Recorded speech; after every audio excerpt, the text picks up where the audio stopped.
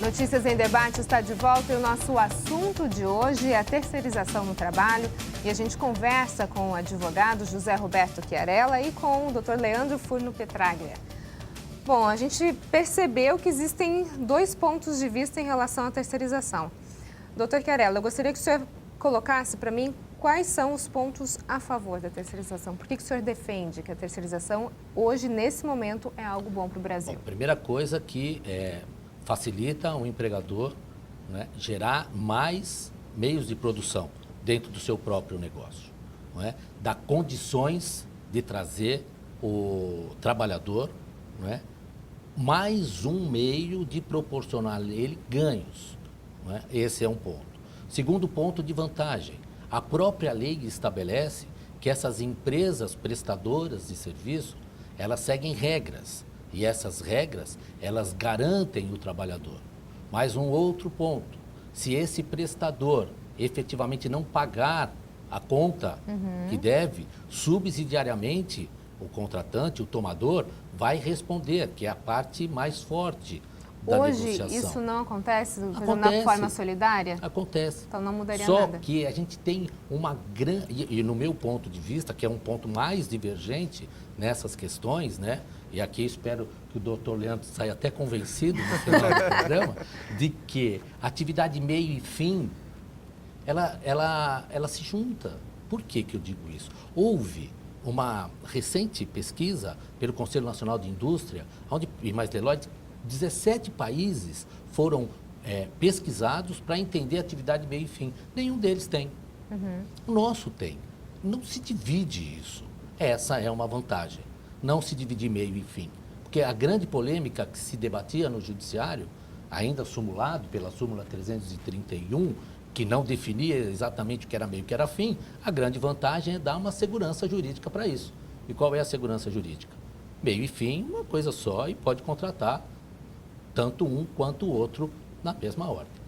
Agora, só para eu entender uma questão, teria um maior número de contratações, porque esse trabalhador ele sai mais barato, porque não tem todas aquelas negociações. Quando nós falamos em contratações, nós vamos ter as empresas que são prestadoras de serviço, que vão ser contratadas, essas empresas, pelas as tomadoras, né? Sim, Agora, todos os direitos trabalhistas vão ficar por conta dessa empresa da intermediária, prestadora, exatamente. prestadora. Agora, a quarteirização também acontece, está previsto na lei. E essa é uma vantagem. Qual é a quarteirização? Se essa que está terceirizando, ela pode contratar, subcontratar, para atender a prestadora. Então, eu gero mais oportunidades. Então, num momento onde o país não consegue oferecer emprego, ele vai oferecer produção. Gera mais, gera mais. E o grande ponto que eu vejo como vantagem, aquele que trabalha mais e trabalha bem, vai ter sua oportunidade e vai ganhar mais. Agora, de certa forma, já que ele é bem mais barato, esse trabalhador, essa contratação, isso não vai diminuir ou podendo até extinguir a relação do trabalhador contratado efetivo? Não, eu não acredito, porque a empresa não vai terceirizar, não vai deixar a governança na totalidade do seu negócio na mão de um terceiro, onde os funcionários, imagina se na grande maioria ter a subordinação por um terceiro, ele perde a governança do seu negócio. Não é assim, não. Agora vamos então para o outro ponto de vista, doutor Leandro.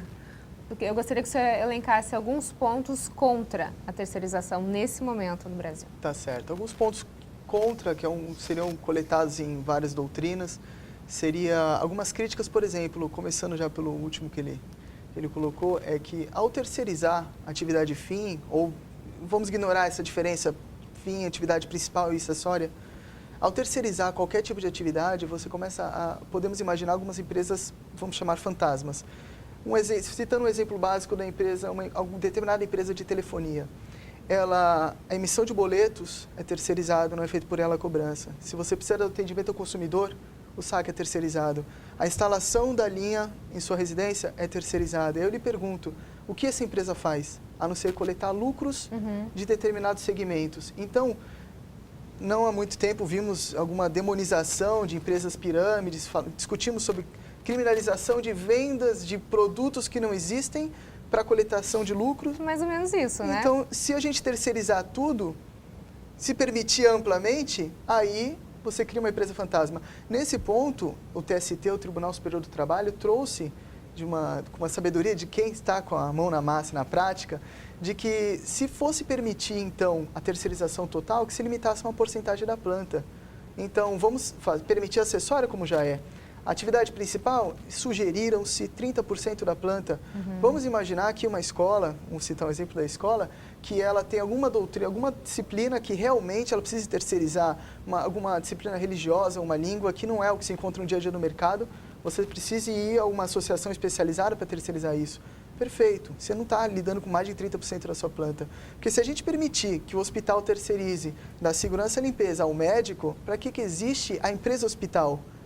Ela só vai estar coletando um conjunto de lucros. Esse é um primeiro ponto negativo, que, a meu ver, a terceirização ela acaba não existindo. Segundo ponto, eu me pergunto por que a terceirização existe? Porque, como você comentou do custo do trabalhador, vamos supor que ele custe R$2.000 para o empregador efetivo que toma os serviços. Se eu vir uma empresa terceirizada bater a porta e me oferecer esse mesmo empregado por R$2.500, bem, aí o conceito de empresa denota lucro, eu não vou pagar mais caro para algo que eu já tenho. Se ele vier me oferecer pelos mesmos R$2.000, igualmente eu já tenho a mesma coisa, elas por elas eu fico com o meu certo, né? Então, para que a terceirização vingue, essa empresa terceiradora tem que bater a porta do empregador, da empresa, e te oferecer esse mesmo funcionário mais barato. Só que lendo o projeto, tanto da Câmara como também do Senado, em alguns pontos, não se percebe uma manifestação do governo para diminuir o preço desse empregado. Como que esse empregado de R$2.000, no nosso exemplo, ele vai custar para a mesma empresa R$1.500, para que vale a pena trocar do efetivo para a terceirização? Como?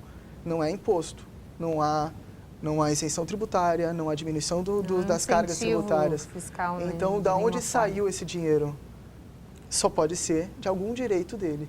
Então, como o dinheiro não se multiplica e esse sujeito ele vai custar mais barato por meio da terceirizadora, que, além do mais, ela obtém o lucro dela, então, se ela te oferece ele mais barato, com o lucro dela ele é mais barato ainda, essa diferença, esse déficit do valor só pode surgir de algum direito dele que ele poderia ter, mas hoje mais não tem. Se a gente for pensar, então, a grosso modo, no final da linha de todo mundo que entra nessa conversa aí, quem vai se prejudicar é o trabalhador, porque o desconto, para ele custar mais barato para a empresa, não está vindo nem da margem de lucro da empresa, muito menos do governo. E só tem um terceiro ponto nessa relação, que é o próprio trabalhador. No próximo bloco, a gente continua a falar sobre terceirização do trabalho. Não sai daí, nós voltamos já já.